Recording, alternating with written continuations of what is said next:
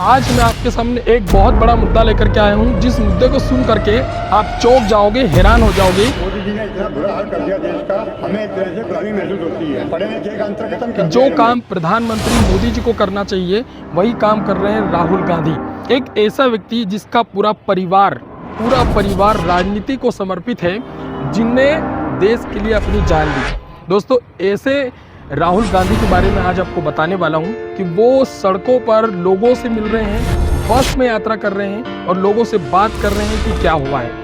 लोगों ने अपने मन की अंतरात्मा से कहा कि देश की हालत क्या कर दी। छुट्टी करेंगे उतना पैसा कट जाएगा।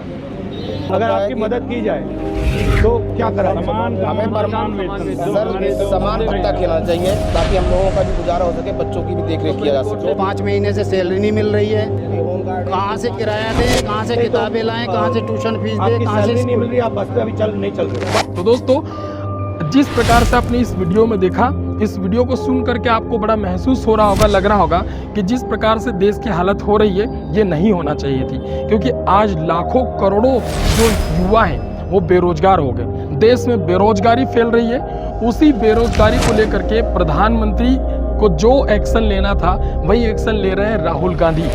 इस प्रकार की चीजें देख करके देश में ये लगता है कि अगर आगे इसी प्रकार से चलता रहा तो कितने लोग होंगे जो बेरोजगार हो जाएंगे और देश की हालत क्या हो जाएगी। यहाँ पर लोगों ने यह भी बात कही कि हमें परमानेंट नहीं किया जा रहा है, केवल हमें कच्चा रखा जाता है। कच्चा मतलब कि ना आप पूरी स्थायी नौकरी है, कभी भी आपको निकाला जा सकता है। दोस्तों, अनपढ़ और गरीब, अनपढ़ और जो शिक्षित है, इन दोनों को मोदी जी ने एक समान कर दिया है। मतलब कि रोजगार तो मिल नहीं रहा है, तो जो पढ़ा लिखा है उसे भी वही काम करना पड़ता है जो अनपढ़ काम कर रहे हैं। 18 से 20 हज़ार की नौकरी सभी को मिल रही है, उतने पर ही लोग अपना गुजारा कर रहे हैं। यहीं पर अगर मैं प्राइवेट की बात करूं तो ऐसी वैकेंसीज भी आती है जिसमें स्थायी नहीं रखा जाता। अब आप ले लीजिए, हमारे पूर्व मुख्यमंत्री श्री शिवराज सिंह चौहान जो वर्तमान में हमारे अभी कृषि मंत्री हैं और उन्हें ग्रामीण विकास मंत्रालय भी दिया गया है। अब दोस्तों, उन्होंने एक वैकेंसी निकाली है ग्राम की।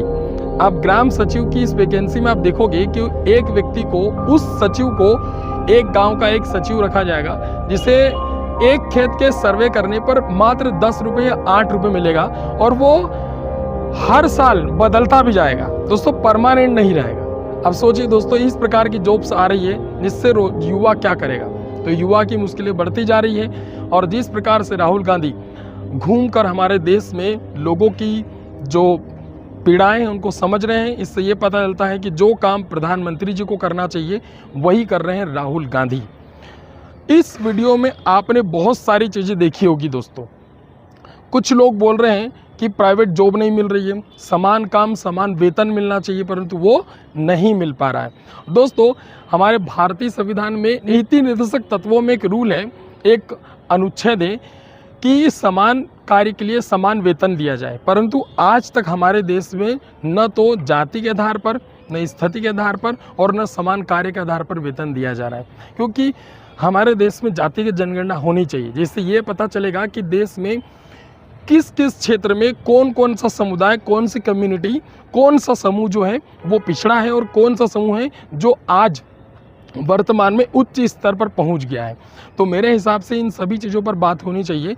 और जो प्रधानमंत्री नरेंद्र मोदी जी हैं, उन्हें जिस प्रकार से बैकफुट पर आना पड़ रहा है, तो ऐसा नहीं आना पड़ेगा।